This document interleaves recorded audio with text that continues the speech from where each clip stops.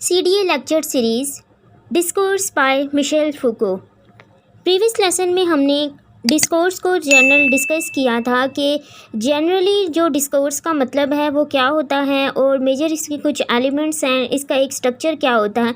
लेकिन डिस्कोर्स जो है बेसिकली ये कॉन्सेप्ट मिशेल फूको का है। उनके अकॉर्डिंग डिस्कोर्स क्या है, मिशेल फूको जो हैं वो पावर और नॉलेज के रेफरेंस से डिस्कोर्स को डिस्कस करते हैं।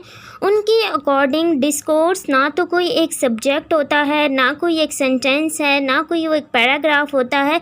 उसके पीछे एक थेरी है जिसको लोग फॉलो करते हैं। एक प्रॉपर एक मेथोडोलॉजी क्रिएट की जाती है। और वो किस तरह डिस्कोर्स को मिशेल फूको ने अपने इस अंदाज में इस तरह एक्सप्लेन किया है।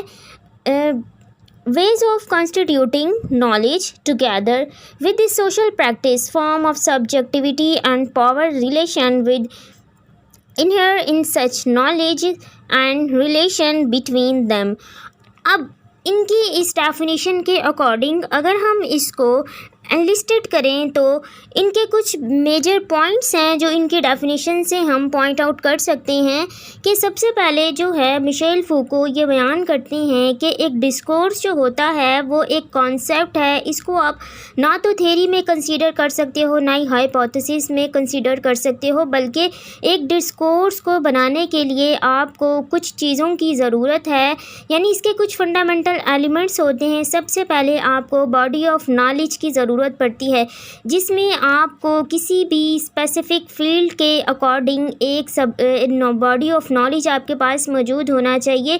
यानी कि उसमें आपके टेक्स्ट आ जाते हैं कि एक रिटन फॉर्म में आपके पास उस चीज़ का नॉलेज मौजूद हो जिस चीज़ के लिए आप डिस्कोर्स बना रहे हैं।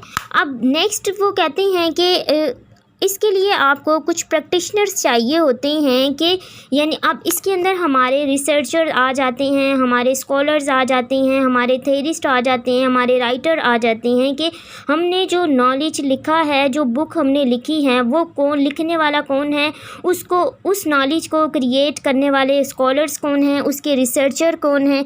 देन उसके बाद होता है ऑब्जेक्ट्स, यानी कि किस चीज़ पर रिसर्च की गई है, किस चीज़ के बारे में नॉलेज है, साइंटिफिक नॉलेज है, आर्ट्स के बारे में नॉलेज है, किसी टेक्नोलॉजी की फ़ील्ड के बारे में नॉलेज है, या रिलीजन की फ़ील्ड के बारे में नॉलेज है। देन उसके बाद मेथोडोलॉजी आ जाती है कि आप कौन सी मेथोडोलॉजी यूज़ कर रहे हैं किसी भी ऑब्जेक्ट को स्टडी करने के लिए। अब उसके बाद लास्ट जो कंपोनेंट है वो अप्रेंटिसेस होते हैं कि जब हमने एक थ्योरी बना ली, एक कॉन्सेप्ट बनाया, एक फील्ड हमने बना ली जिसका नॉलेज हमारे पास आ गया, अब उसको बनाने वाले भी मौजूद हैं जिसमें हमारे रिसर्चर्स, हमारे स्कॉलर्स, हमारे राइटर्स आते हैं। फिर उसके बाद ऑब्जेक्ट जिसके बारे में वो नॉलेज क्रिएट किया गया है, देन उसके बाद उसकी मेथोडोलॉजी, फिर उसके अप्रेंटिसेस होते हैं। अब अप्रेंटिसेस में हमारे पास जो इंस्टीट्यूट आते हैं कि जो अपनी थ्योरी को इम्प्लीमेंट में लाएंगे। इसमें हमारे एजुकेशनल इंस्टीट्यूट आ जाते हैं,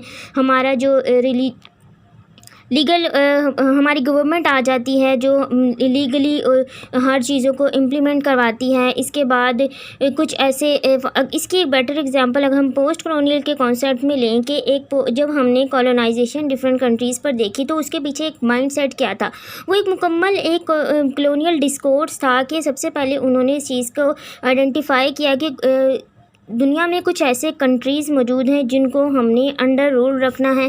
फिर उसके लिए उन्होंने एक स्टडी करी, कुछ रिसर्चर्स ने, कुछ जो ट्रैवलर्स थे कि उन्होंने वो कंट्रीज़ आइडेंटिफाई किए जो मैप पर ब्लैक प्लेसेस के नाम से जाने जाते थे। दैन उन्होंने उनके लिए कोई मेथोडोलॉजी बनाई। उनके पास एक ऑब्जेक्ट था, जैसे कि इसकी एक अच्छी एग्जांपल हम अफ्रीका को ले सकते हैं। दैन उसके बाद उन्होंने कॉलोनाइजेशन के लिए अपने डिफरेंट ऑफिसर्स बनाए, कुछ कंपनीज़ बनाई, जैसे कि इंडिया में ईस्ट इंडिया कंपनी के नाम पर इन्होंने यहाँ पर एक अपनी कंपनी बनाई और उसके साथ इन्होंने यहाँ पर रूल किया।